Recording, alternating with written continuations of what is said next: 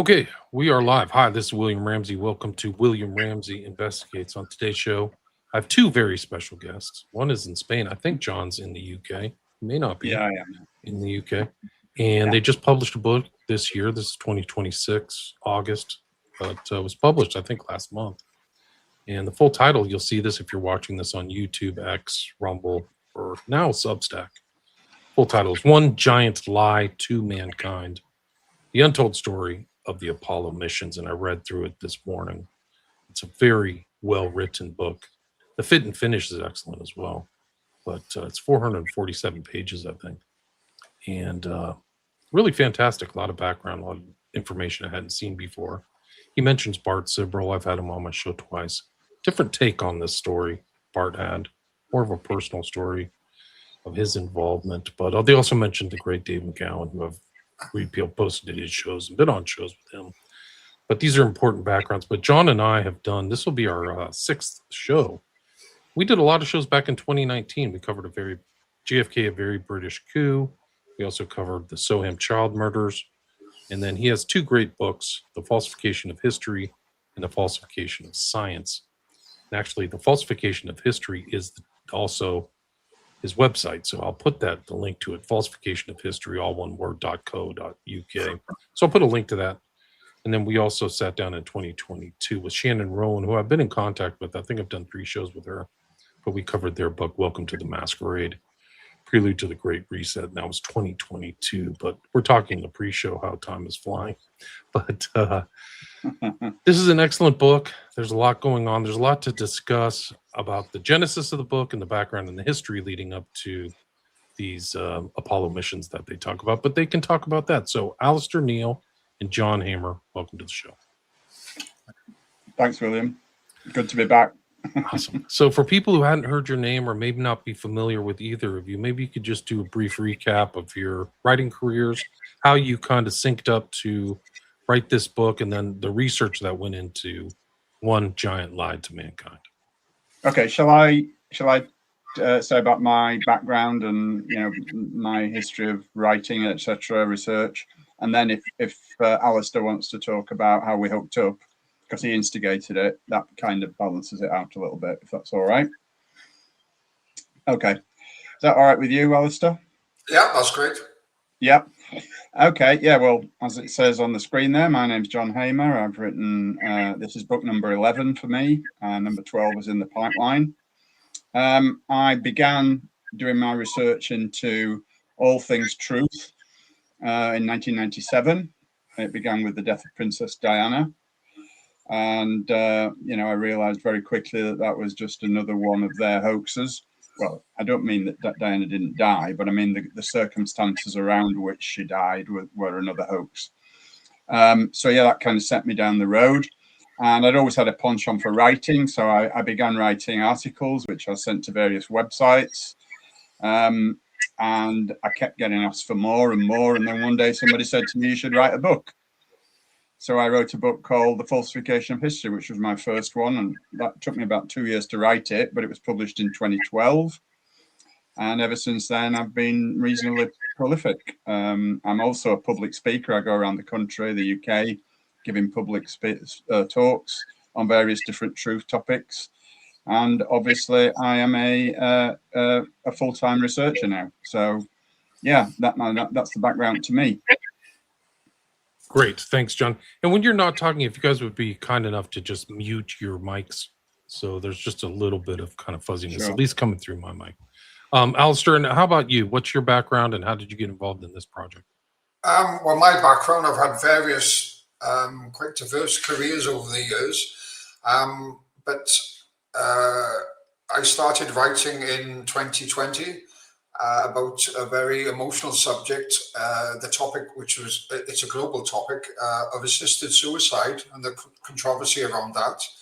And my father had just passed away under similar circumstances, and I felt a huge emotion with it, so I decided to write about it, and it just turned into a book, and I built it into a fictional story, but incorporating all the facts. And I was in contact with Dignitas in Switzerland, and I learned a lot about it. And I just wanted to write a story about the family's perspective of somebody who was going to go about self-deliverance. And so that got me into writing, and I've written 2 other books since. But with regard to the Apollo missions, it's always been a passion of mine. And for 20 years, I've just gathered little bits of information here and there. And the more I researched and dug deeper and deeper, and the more I could see it was an absolute falsification. So, and I had masses of information, and I thought this has got to be out there with the public. And so when I read John's books, The Falsification of History and The Falsification of Science, I thought there's the perfect partner to write a book with. So I contacted him and asked him if he'd be interested, and we shared some ideas, and we were on the same page. So off we went. Right. So you started writing this book, like really started only about a year or 2 ago then, is that correct? Yeah, I think it was early 2025 we started, wasn't it, John? And you start back, like not in the 60s with the kind of Advent or JFK, but you go all the way back and start this at an interesting point with occultist, right? Yeah. I did some research on this quite a long time ago, some of which appears in one of my other books, Falsification of Science, I think. And I looked into the real history of NASA, not the history that they tell us is true. I mean, obviously, NASA began in about 1958, I believe it was, the late 50s anyway. But prior to that, the idea for NASA, for a national space agency in the States, was mooted in the very late 40s, the mid to late 40s, immediately after World War II anyway. And yeah, the 5 people who were involved in that were a guy by the name of Jack Parsons, who he actually initiated the Jet Propulsion Laboratory, which is obviously linked to NASA now. So there was Jack Parsons, a guy by the name of Alastair Crowley, which some people may have heard of. Him and Jack were big mates, as was L. Ron Hubbard, again, all part of the same gang, the founder of the Scientology pseudo-religion. Fourthly, a guy by the name of Walt Disney, who I think most people may have heard of. And fifthly, Werner von Braun, who was the Nazi rocket scientist that was brought to the States after World War II during the Operation Paperclip event. So yeah, those 5 people, and what all those people had in common, they were all practicing occultists and Satanists. People say to me, "Oh, come on, John, you're not serious." I absolutely am serious. I mean, what can't speak can't lie. I've done plenty of research on this, and I know that those 5 guys were involved in formulating the idea for NASA. So that just gives the people an idea of what the real background of NASA is, or was, and still is to this day. And that is, it was occultist, it was satanic, and it remains so to this day. It's also Freemasonic as well. You know, all the senior astronauts, or astronauts, you might say, were all 33rd degree Freemasons. So they're all up to their scrawny necks in the scam, basically. It's incredible. They're all highest level Freemasons. And yeah. Al Crowley was too. That was just one of his many things. Yeah, People listen to my show, Prophet of Evil. They know it. It's really incredible too, because you mentioned Parsons and Foreman, but other member of the Suicide Squad, if you don't know this, this guy named Molina, and his son married into the Robert Maxwell family. He married one of Maxwell's daughters.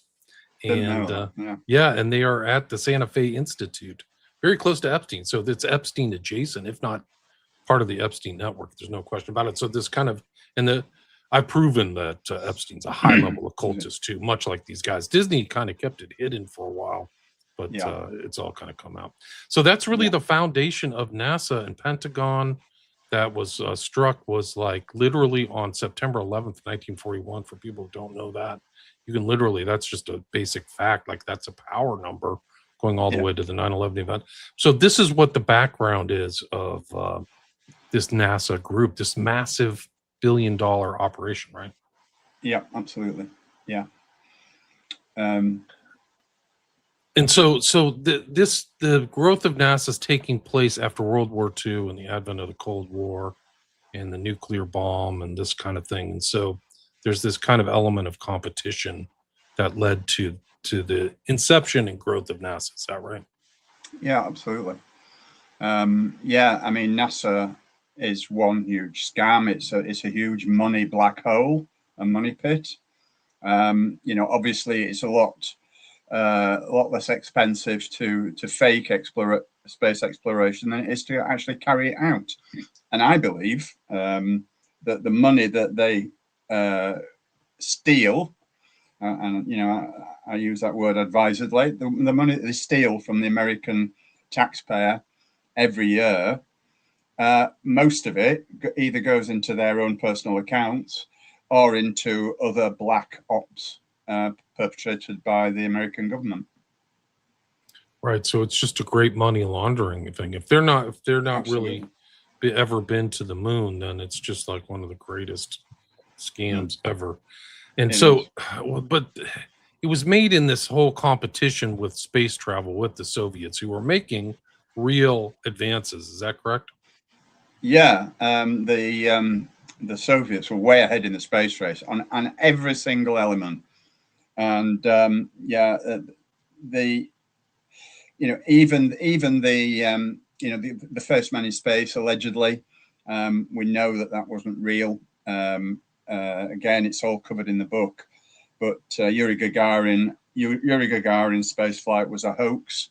There's a picture in the book of an actual newspaper headline, an American newspaper. I can't remember which one it was, but it's there in the book, and it says "Gagarin space flight a hoax" is the headline. And I mean, there's a whole backstory to it was supposed to be a space race, but it wasn't. They were colluding with each other all the time, and again, we present evidence for that in the book. That's the one. That's it. So you're saying the evidence in the book is that the U.S. and the Soviets were kind of a back and forth, like behind the scenes. That's right. And what happened was the Americans decided to allow the Russians to claim the first man in space, and in return for that, plus a whole lot of hundreds of thousands of tons of grain, which was sent to the USSR, which was the country at that time. It was a conglomeration of a lot of different East European countries. That's now split up since the end of the Cold War. But yeah, the USA sent lots and lots of aid to the USSR, and in return for that, plus them being allowed to claim the first man in space, they allowed the Americans to claim the first man on the moon. Simple as. Again, lots of evidence for that, all in the book. I don't want to go into too much detail about it. A, because I can't remember it all, and B, because it would be quite boring for everyone. Wow. So this was kind of a back and forth, like an arrangement.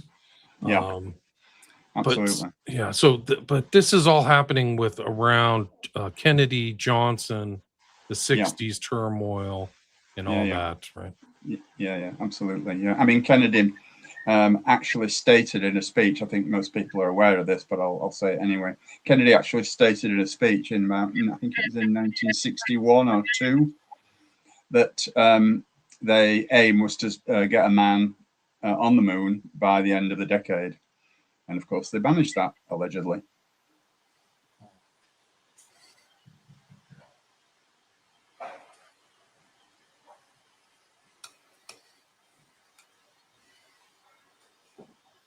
Hello? Is it? I can't share anything. Carrie, sorry, I was muted. It carries on after Kennedy's killed on November 22nd, 1963, with Johnson too.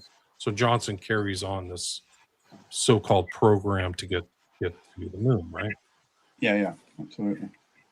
Yeah, I mean, obviously it was.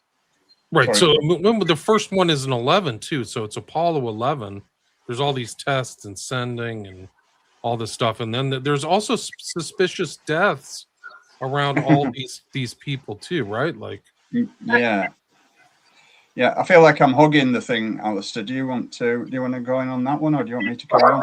Answer that one. Yes, there was Gus Grissom who spoke out about the failures of the Apollo, the Saturn V rocket, and all the communication systems, and he was calling NASA out on the inadequacies of the whole project, and he actually invited the press to the Saturn V rocket, and he hung a lemon on a coat hanger on the door of the capsule to say it. And he said the Russians are miles ahead of us, and how are we ever going to get to the moon if we can't even communicate between buildings? Because there was a communications failure on a test, and all of a sudden there's a mysterious fire, and Chaffee, White, and Grissom were burnt to death.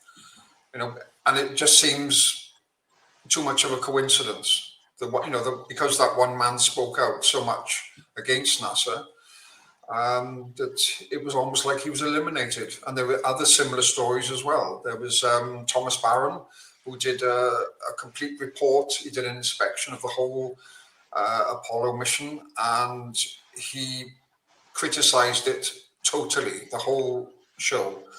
And mysteriously, he and his family were killed crossing a rail track by a train within a week of his report coming out, and then his report disappears. It's just the usual story. Right. And then, of course, we've listed them in the book. There were quite a lot of astronauts or would-be astronauts that died in very suspicious circumstances. In fact, far too many for it to be a coincidence.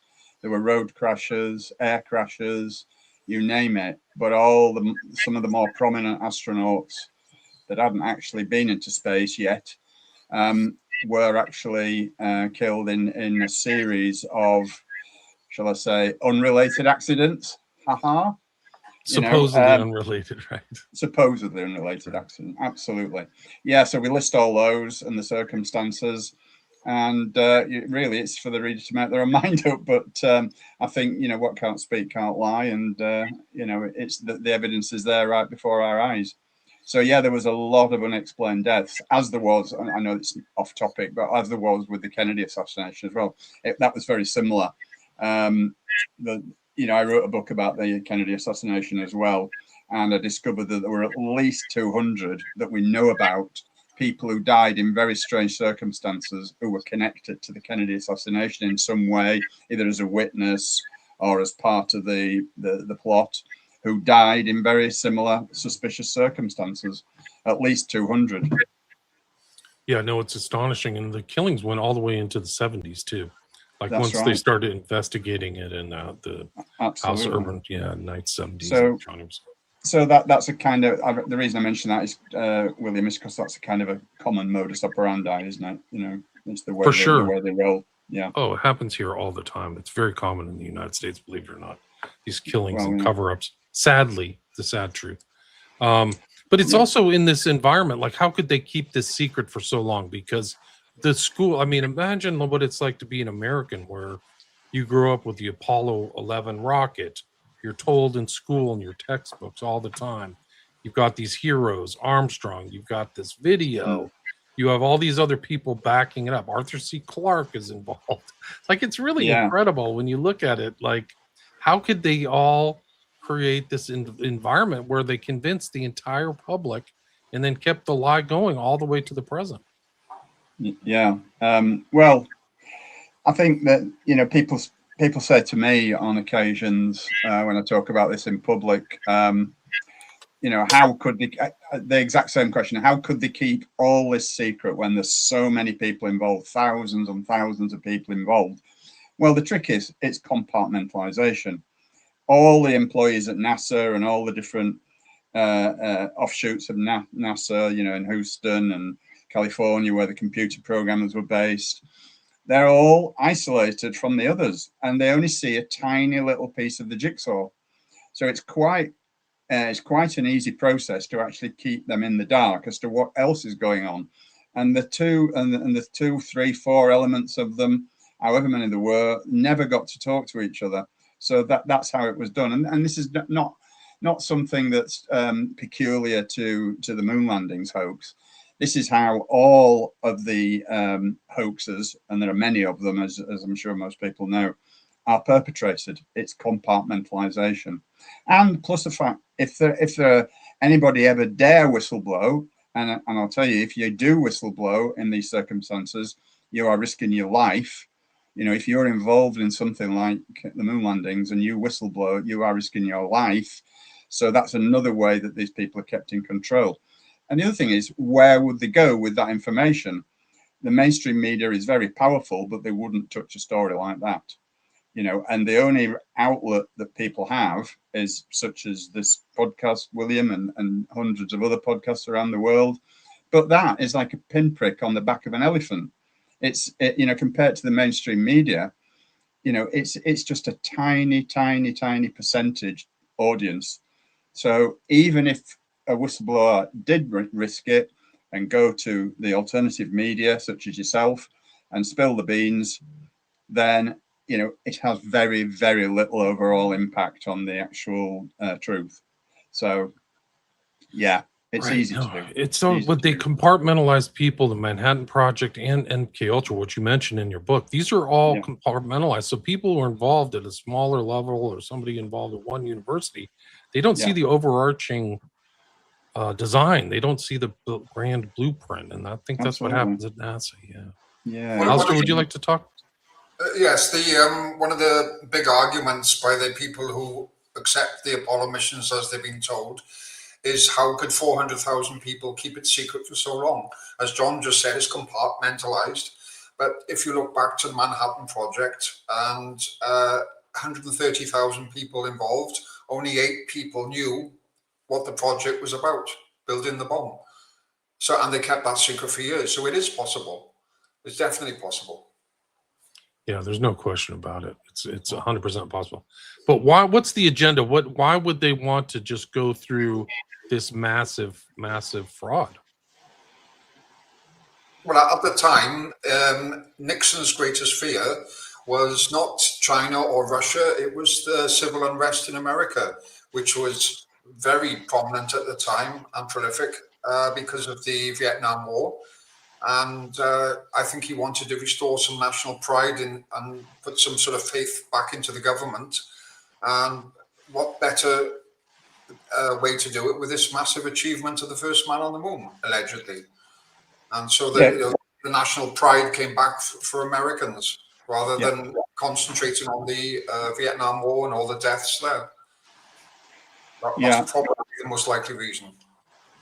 Yeah, there's no doubt it was used as a deflection from the news in Vietnam, especially, you know, and again, we detail that in the book, all the different missions, all the different Apollo missions, all coincided with news about Vietnam that the public probably were not going to be too enamored with. I mean, there were, obviously in the late 60s and early 70s, there were lots of Vietnam protests going on in the States, as well as in Europe, but not to the same extent, obviously. But so a lot of it was deflection from Vietnam. And again, that's all fully explained in the books.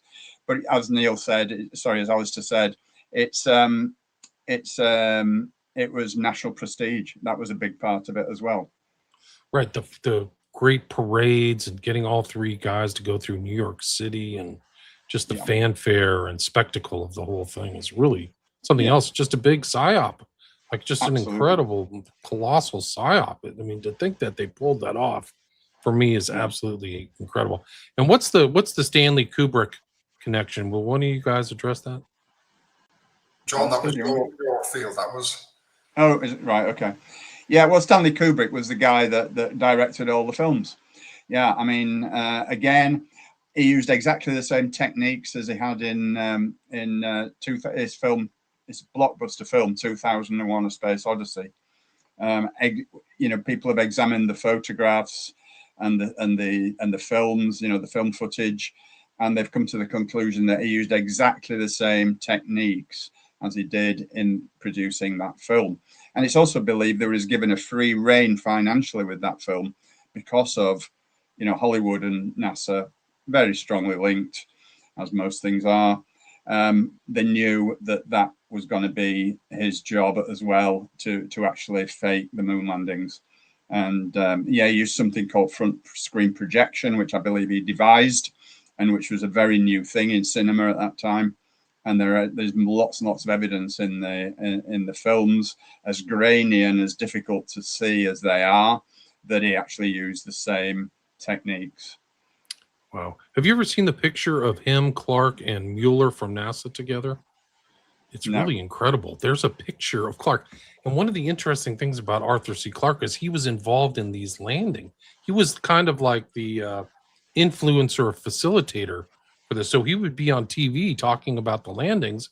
And here he is writing 2001: A Space Odyssey with Kubrick, like the overlaps. And he's also, I think he's a confirmed member of NAMBLA and a Mason. Like, he knows all of the Illuminati numerology and all that stuff. It's in his books. Sure. And it's just the overlapping. Let me see if I can find that picture of those two together. But the fact that these are overlapping, and then because they used to call, I think it was in London, whatever studio, I always forget the name of the studio that Kubrick was just doing 2001. Elf Street.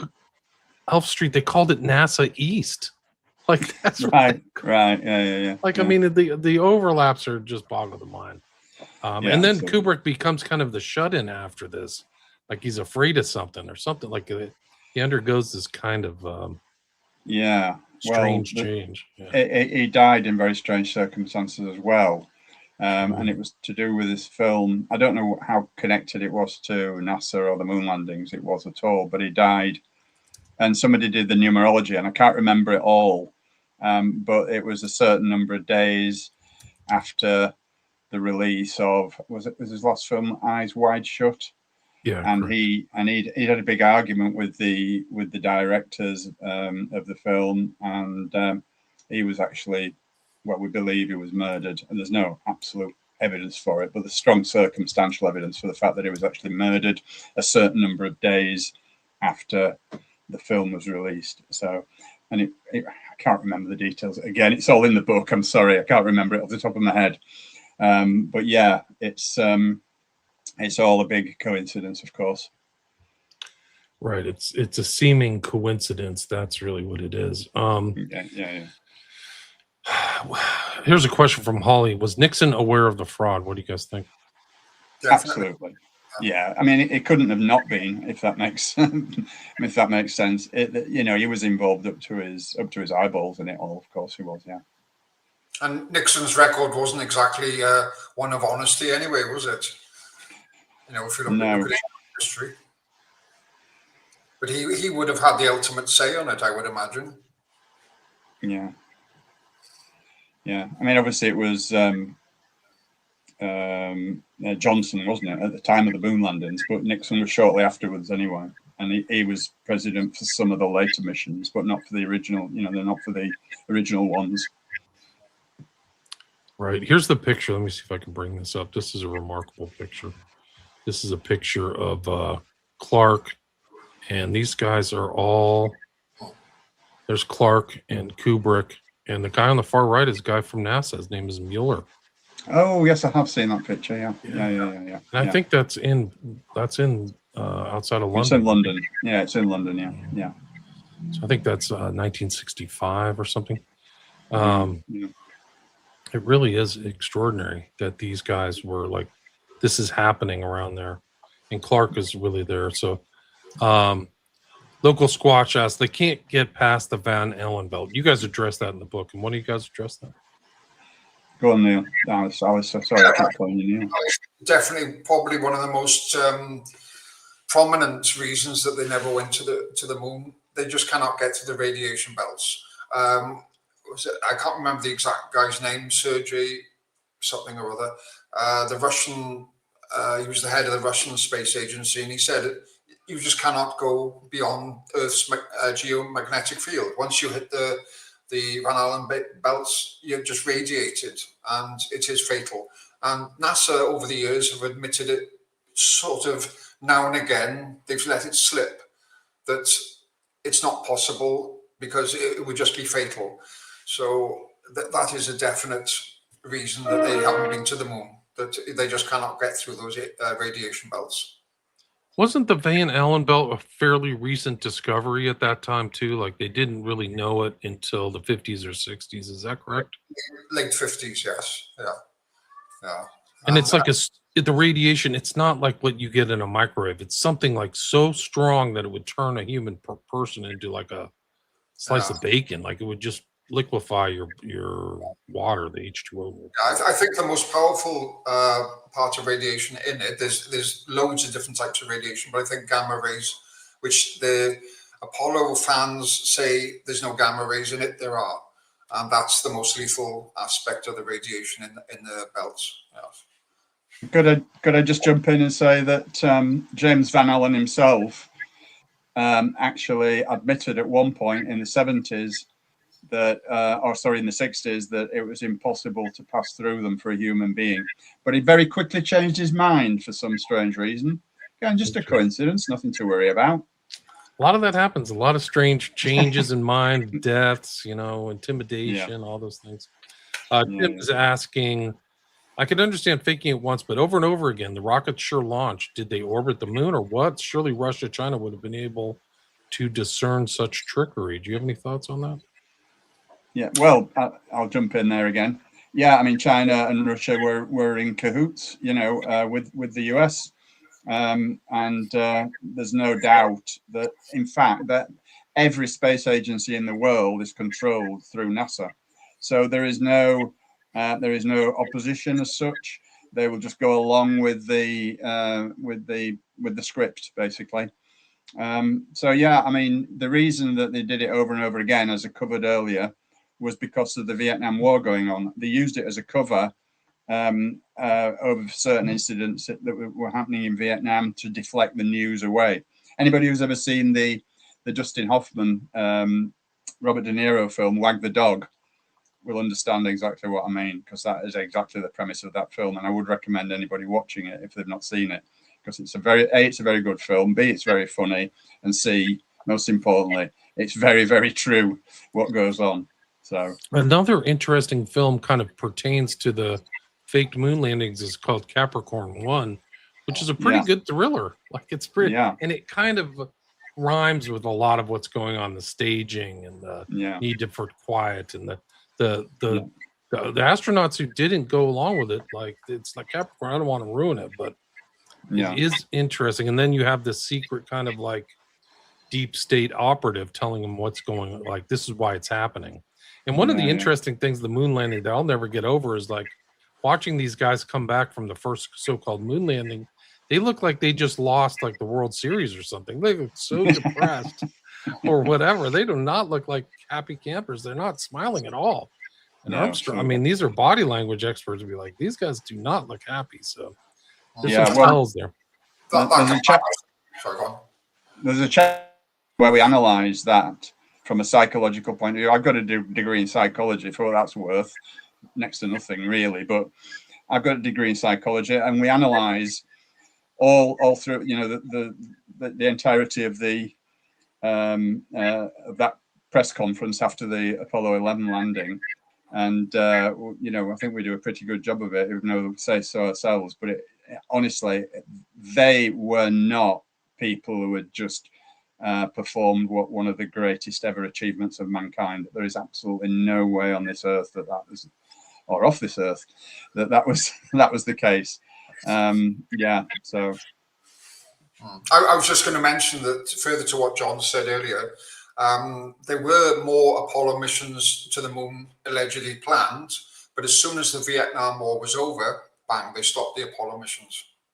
Wow, so that's the exact thing. So 1974, and then they lost all the telemetry data too, right? Like there's no proof of getting there. It's almost funny, like, and also like when you look at the pictures, like you include the lander on there, it looks like something I would make in my garage. Yeah, it looks, if you really analyze it, it looks ridiculous, right? Yeah, go ahead.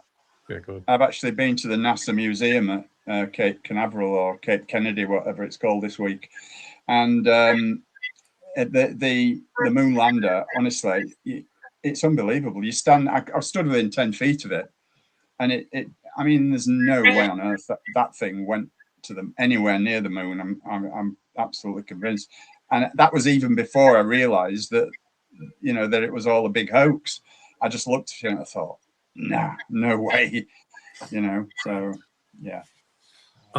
It's really incredible. And like one of the most amusing things too is when they like the fifth or sixth landing, when they got the dune buggy out. Sorry for laughing, but honestly. No, it's actually, but like we believed all that stuff. And then it was supposed to be like underneath the lander and then shot. A fold up car, yeah. Yeah. And for what NASA actually came out and said, we designed it so cleverly that it was built to fit into a suitcase. Wow, yeah. This has been a hell of a big suitcase. That's all. Just whopper lies, just incredible stuff. And so they're faking this. Do you think that they're actual rockets? Like, do they just go circumnavigate the globe, or like they're shooting something up into space, right? And that's very convincing. When people are standing to witness the takeoffs, it must be extremely convincing to see this massive, powerful rocket taking off. But it's our belief that the Bermuda Triangle, which was more or less emphasized in the 50s to create an area of no air traffic, no nautical traffic, so they had a nice little landing spot for those rockets. And indeed, the Russians have actually found one of the capsules floating around in the Bay of Biscay after it had gone across the Atlantic, and they secretly gave it back to the American officials in Murmansk, in a port in northern Russia. They arranged a rendezvous and they handed back this capsule to them. Yeah, and just to add to that, Alastair, somebody, and I can't remember the guy's name now, did some research on the Bermuda Triangle itself, comparing it to other sea and ocean areas throughout the world, and statistically, it is no different as regards disappearances, etc. Statistically, no different at all. It was just hyped up to be a dangerous area to be in, and it still is to this day to a certain extent, because, as Alastair said, they wanted as few people in that area as possible, because they didn't want anybody looking or viewing what happened to the rockets after they took off. If you notice, they don't go straight up. They kind of go in an arc like that. And when you ask NASA about this, they actually say, "Oh yeah, they use a gravity well." This is their words. I haven't got a clue what they mean. They use a gravity well to slingshot it out of the Earth's atmosphere, which doesn't sound very plausible to me. But there you go. What do I know? I'm just a conspiracy theorist. Right, but then you have to see the vastness of this fraud. The fake rocks that are supposedly from the moon, the dropping of the capsule. How does this happen? Like they orchestrated all this stuff is really incredible. Like, haven't you guys studied the rocks and like how did they drop the capsule? Can you talk about that? Yeah. Alastair, do you want to do that? Yeah, that's addressed in the book. There is a chapter on the capsules coming back to Earth, and it has actually been photographed of a Hercules C-130 aircraft flying extremely high and pushing out the capsule from the back cargo door. So that looks like the source. And there was a situation where I think a pilot of a trans-Pacific airliner was said he actually saw this happening, and the passengers witnessed it as well. So, it just adds to the suspicion, doesn't it?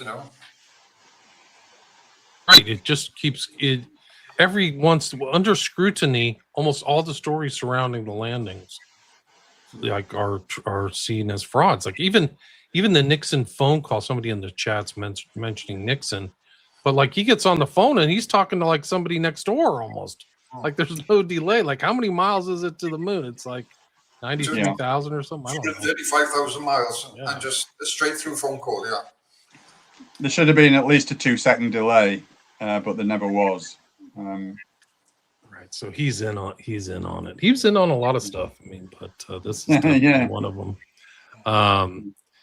It is. It's really one of the. It's really. I mean, the consequences of this kind of fraud are immense. Because I mean, have you guys? Did you guys calculate like the total expenditure from the '60s to the present on NASA? Because that would mean that these are just gigantic sums of money, a massive wealth transference out of the public, fisc, out of the fiscal uh, amount of what people are paying taxes for, right? Yeah, you're looking at over $1.8 trillion, which is a vast sum.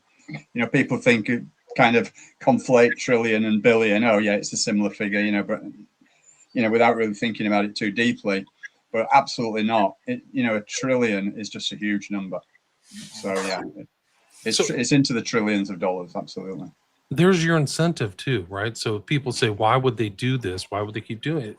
That money gets put into businesses, homes, all kinds of stuff like Vanguard. Back pockets. Yeah, back pockets. I mean, it's just, it is, the tax base here in this country is just one giant wealth transfer and scam out of the American public into different hands, like masonry or who knows. You got to laugh at the extraordinary enormity of it all. It's just absolutely crazy. Yeah, I mean, you do have to laugh. It's a shame that so many people will just accept what the authorities tell them. When it's been proved time and time again, the governments absolutely lie to the people. And this is just another example. This is one of their biggest examples. But 9/11 was another one.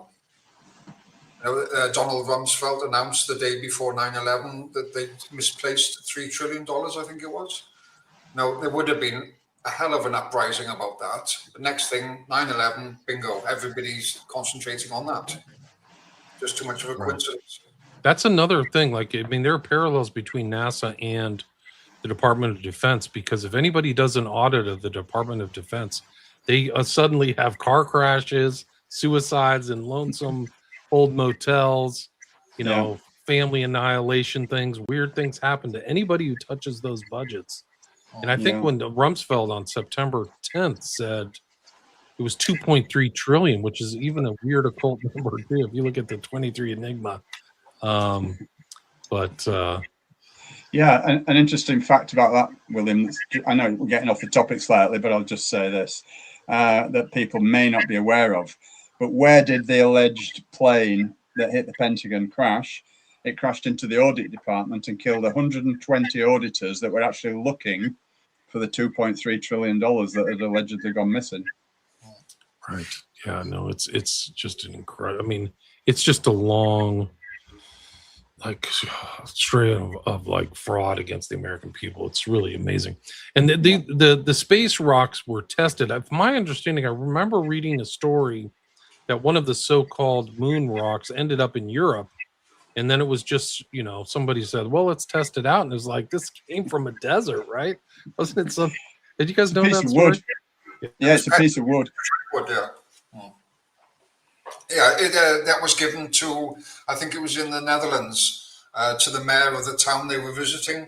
And it stayed in its glass box for years. And then somebody took it for analysis and it was petrified wood, just a bit of old rotting wood.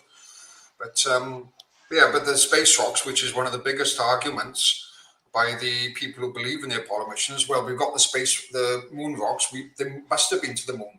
Well, a remote-controlled probe could have picked them up, so that's not indicative of man being on the moon. But B, I think it was in 1967, strangely enough, Werner von Braun went to the Antarctic, which is the biggest source of moon rocks on Earth, because when, say, a meteorite hits the moon and splinters come off, and they land all over Earth, but mostly in the Antarctic for some strange reason. And it's the biggest source of moon rocks on Earth. And he collected vast quantities of samples and had them shipped back in a Hercules C-130. And next thing, they've got moon rocks allegedly from the moon. It's just, again, another too much of a coincidence. Right, that's right. And for some people who are pro moon landing, say that you can get a telescope now and see kind of evidence of something being on the moon. Have you ever heard that argument? Absolutely, yeah. I mean, but it's absolutely false. That's not true. Again, there are pictures in the book that we've put in there that show that the pictures that they purport to show the moon landing area in the Sea of Tranquility, the first one anyway, it just doesn't show anything of the kind. It's impossible to discern what what those tiny little dots, and that's all they are, just tiny little dots. It's impossible to discern exactly what they are. And on a similar topic, William, they all the NASA fanboys also say, and girls also say things like, they're firing lasers to the moon, and they can they can actually get the what am I trying to say here? Sorry, my brain's gone. Yeah, they can actually send a laser to the moon to detect. No, I'm talking nonsense now. No, but there's like something you can laser to the moon, and then it bounces back, and that somehow proves that there's evidence that something's been there. That's right. But we've proven in the book, using, we've spoken to scientists, we've spoken to experts on, the fraud. We've put proof in the book that it's impossible to send a laser with current technology to the moon and have it still of a size that is going to do anything that lasers normally do. The beam, even though it is a laser, would have spread out for many, many miles by the time it hits the moon. So it just proves nothing at all. Right. And I think there was another researcher from Italy who was like a cinematographer.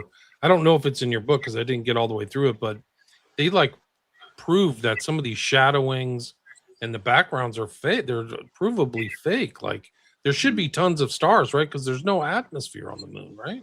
Yeah.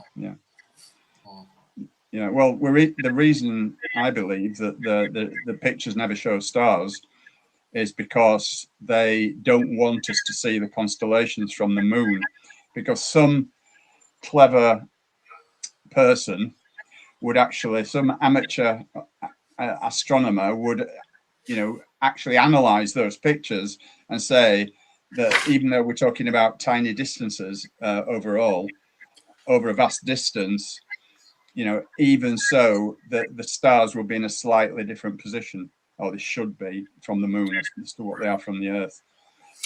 So yeah, that's another anomaly, and there are hundreds of them.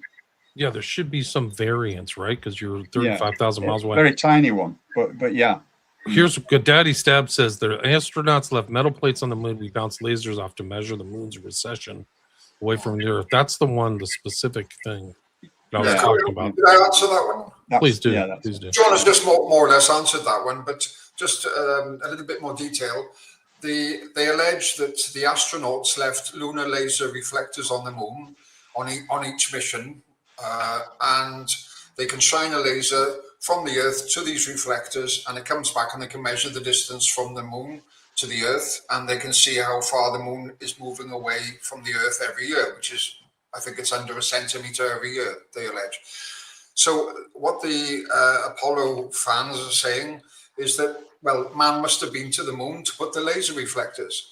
However, they discovered in 1962 in, I think it was the Massachusetts Institute of Technology, that they could actually shine a laser to the moon and it would bounce back off the surface and give just as an accurate reading as if there was a reflector there. And a leading Swiss laser specialist called Andreas Markey, who actually we consulted, and he gave us lots of information on that. And he's done his own experiments, and he has shone a laser to the moon's surface and back and measured all the photons, and he's sent it to where the alleged lunar reflectors are and measured the photons there, and he said there was no difference at all. So it's not proof at all. It's not proof, yeah. So this is, well, supposedly Daddy Stab studied at Ohio State University. I'm not sure. We use these yearly. You have a fan, John. George says John Hamer's awesome. Thank you, George. And then Heitzman, the wealth transfer is a tale as old as time. Even the rich get scammed. Yeah, I think you're right. The stars not showing were due to the type of camera used. That's another argument. Do you guys want to address that? One of you?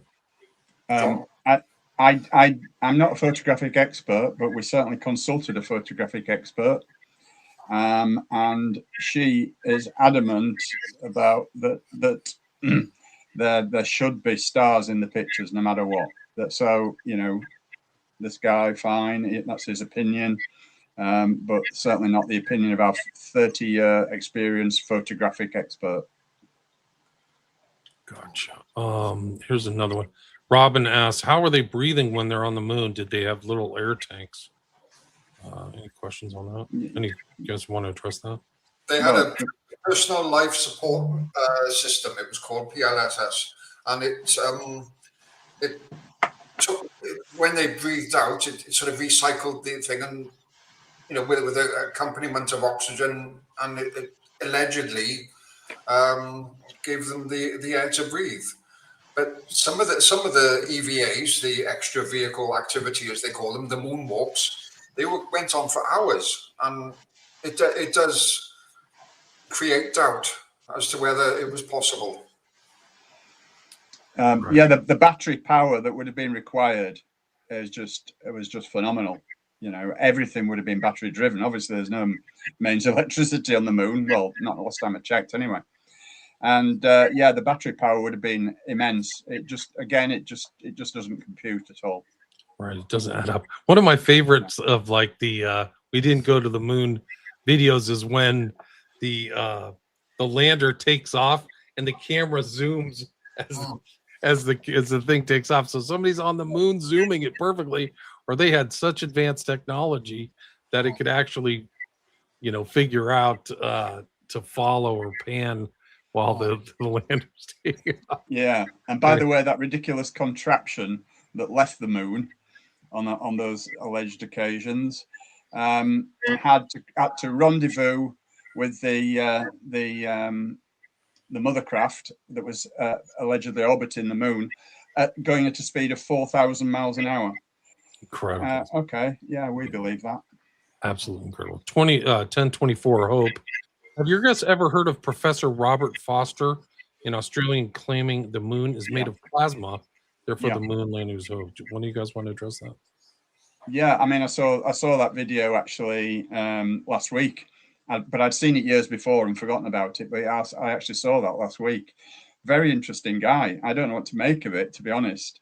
But I don't believe that outer space is exactly what they tell us. I think there's some major chicanery going on when they tell us about the universe and its composition and all the rest of it. So yeah, I wouldn't dismiss that.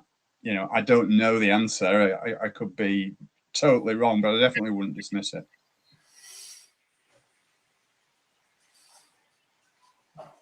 There's something holding the form together. Space isn't space. Like there's things having to be holding these celestial bodies in some form of stasis. They tell us it's gravity, but I'm not so sure about that. I'm a bit of a gravity skeptic.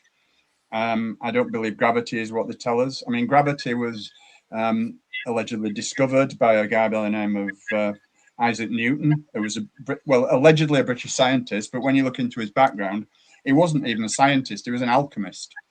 Okay, so he was a pseudo-scientist, but he was absolutely lauded and feted for the fact that he discovered gravity, because he was lying beside this pond, snoozing in the afternoon sunshine, and an apple fell on his head. This is how the story goes, and he had a sudden eureka moment, and he said, and he came up with this idea that gravity is the force that drags things downwards.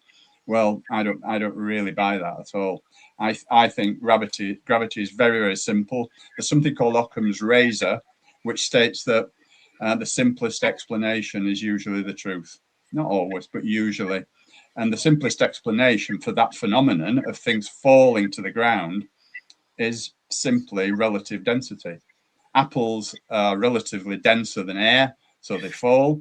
if the apple had landed in the pond it was lying beside, it would have floated. Why?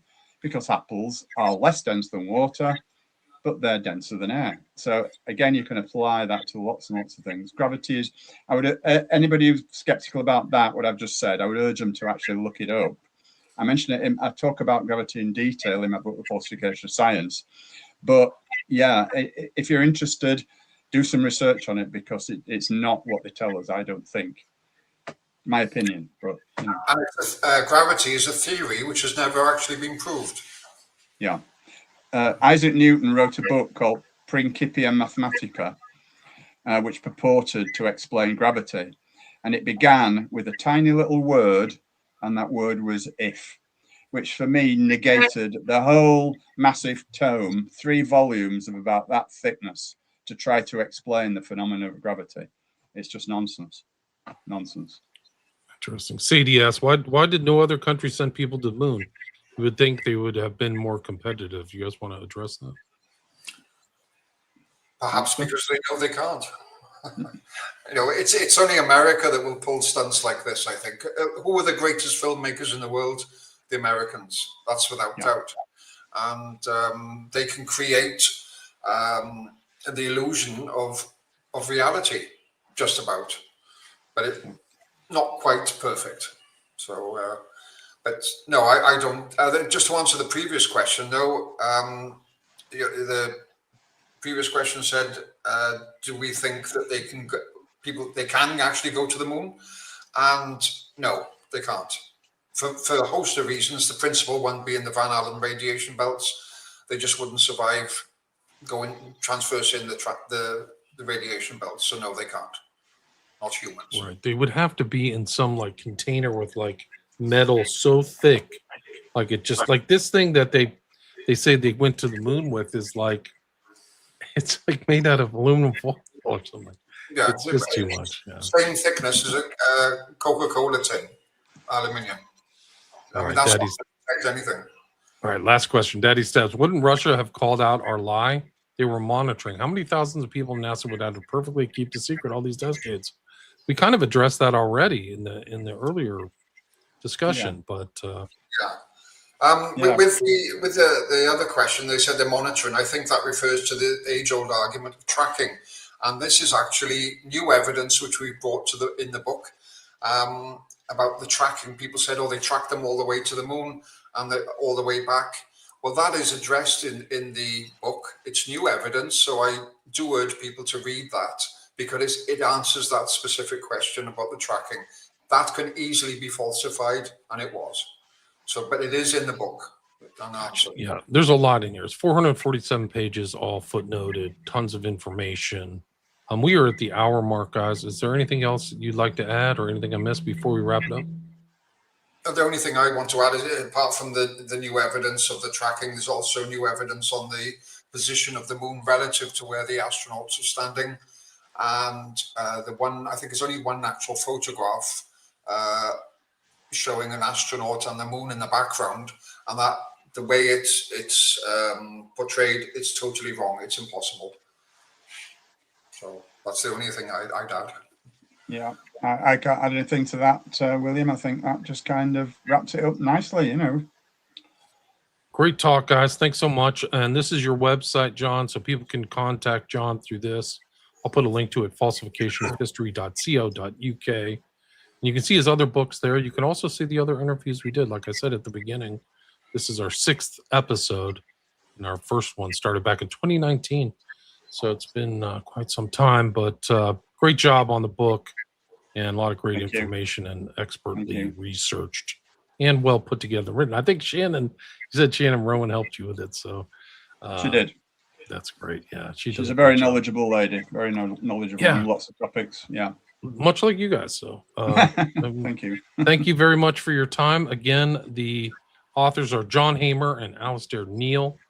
It's Hamer and then Neil. And again, the new book is One Giant Lie to Mankind, the Untold Story of the Apollo Missions. Thanks so much for your time. Thank you. All right, stay there. Stay there.